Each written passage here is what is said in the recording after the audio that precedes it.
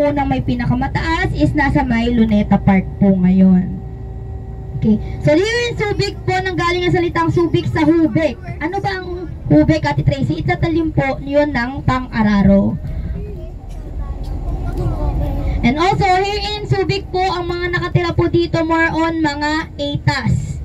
So, later makakita kayo ng mga ATAS sa Subic sa Pare po. Okay, so yan. Tingin lang po kayo, makikita kayo mga tangke. Kita po ba? No! Pag di nyo na po nakita yan, di ko na alam. Yan po, yung mga tangke natin. Observe nyo lang, then later, mapapaliwanag po ako pagdating natin doon sa dulo na mas marami pa pong tangke. Okay. And here in Subic din po pala, wala silang tax. Tax free po dito sa Subic. Sana all daw. Okay? And also, yung lawak po nito is nasa around 68,000 hectare. Kasama na po doon ang Subic, Olongapo, Zambales, and yung ibang parte po ng Bataan. Di ba may unggoy na tayo, di ba pinakain nila? Okay. Ayan pong nakikita nyong mga trucks. Nakikita po ba?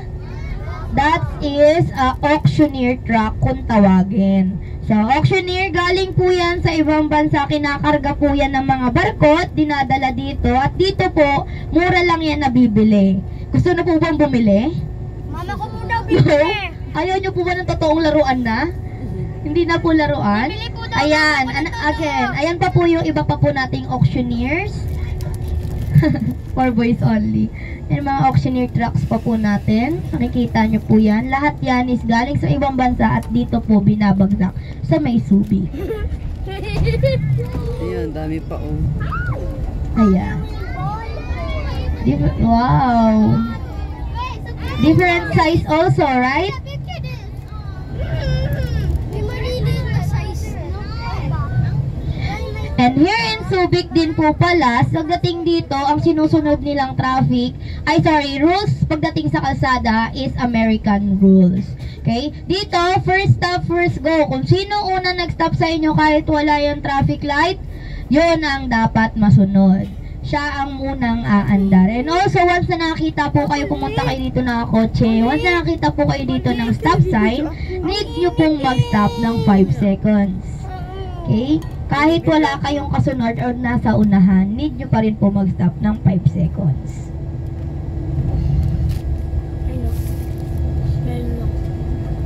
Meron na.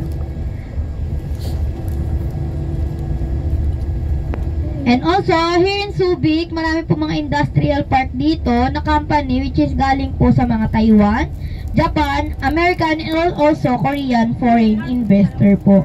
Okay, yung may makikita kayo dyan, mga industrial.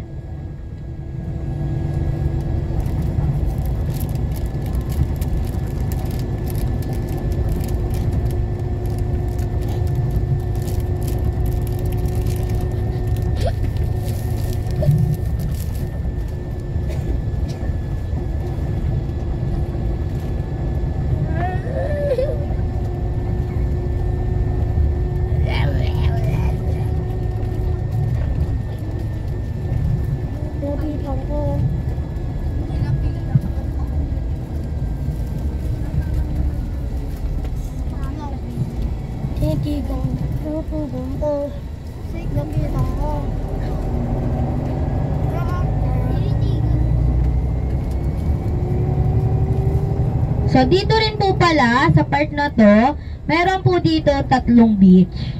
Okay? Yung 3 beach na yon during American period, yung isa po doon is tinatawag na Officer Beach, which is, ang mga pwede lang lumangoy doon is yung mga military officer.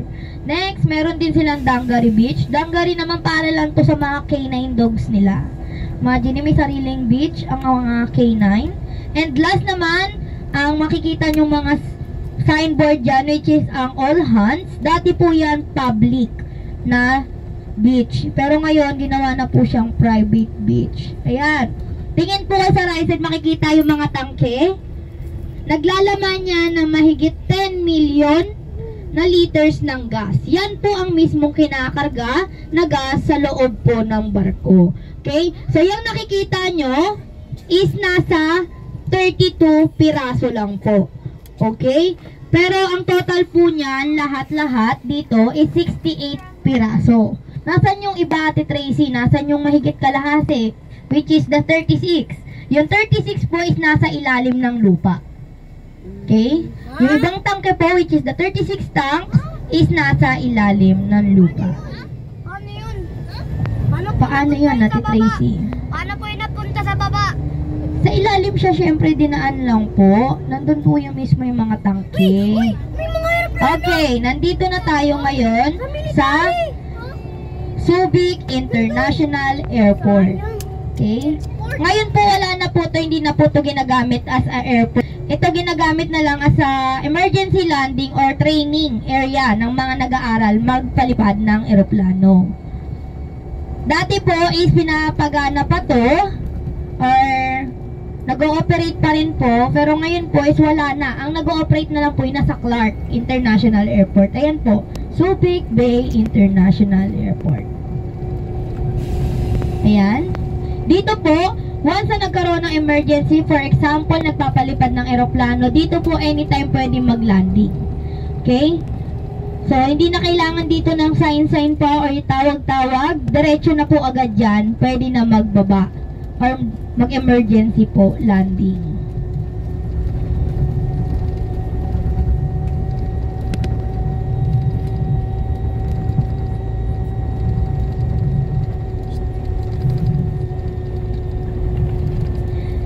Okay, dito sa tapat natin, may makikita kayong bundok na kalbo. Nakikita po ba? Sa unahan. Or dyan sa right side sa unahan. Kita? Okay, ano yung bundok na yan, Ate Tracy? Yan po ang Redondo Peninsula kung tawagin. Okay, so bakit ganyan ang kulay niya, Ate Tracy? Yan po is ginamit as a bomb tester ng mga Amerikano noon. Then hindi na siya tinubuan ng mga halaman niya or puno. Okay? So yan, ginawa siyang bomb tester. Pinagpraktisan po siya ng mga Amerikano noong time po ng American dito sa may Subic. So totally, natanggal po dito yung mga Amerikano noong time na sumabog po yung mouth, pinatubo. Yan, yung part pa rin po yan nakikita nyo is parte pa rin ng International Airport. May airplane! Ganito sa yung prongko, hindi ako lumito. Ay, laki ng airplane. Ba't ang laki pala? Pwede pang baikan natin yun. No? Yan ang malayo. Malayo maliit sa school ito. Dali lang kung nakabas. Okay. Nakakatulog sa dito. Abay niyo mo. Ay, nakinig.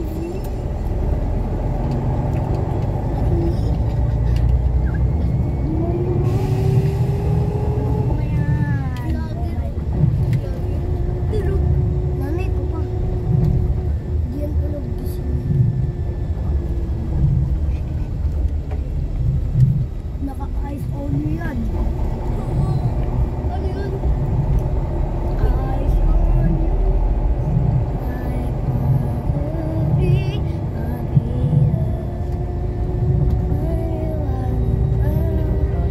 Uy! Aeroplano! Kita ko yung paper ka naman sa may harap. Ganito. Kulay blue.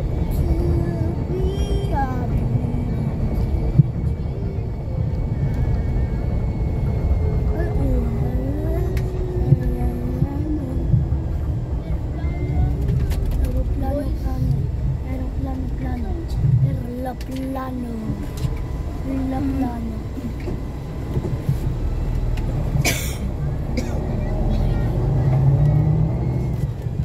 Dito po sa unahan, yan po ay ang Majestic Hotel. Hotel po yan.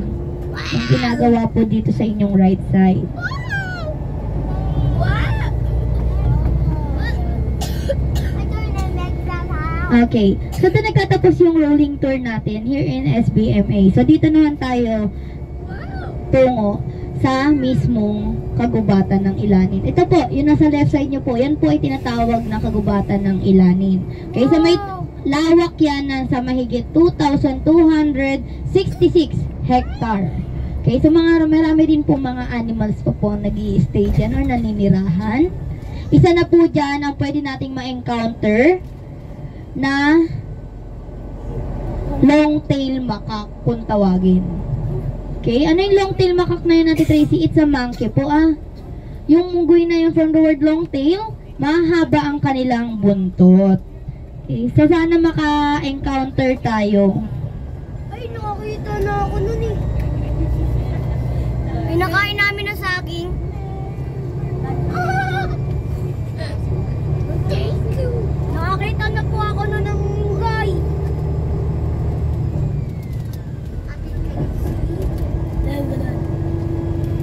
Ano pangalan ni ate? Kung naalam mo bigla ka na bente.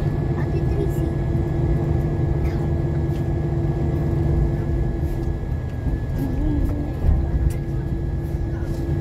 Tulog mo eh.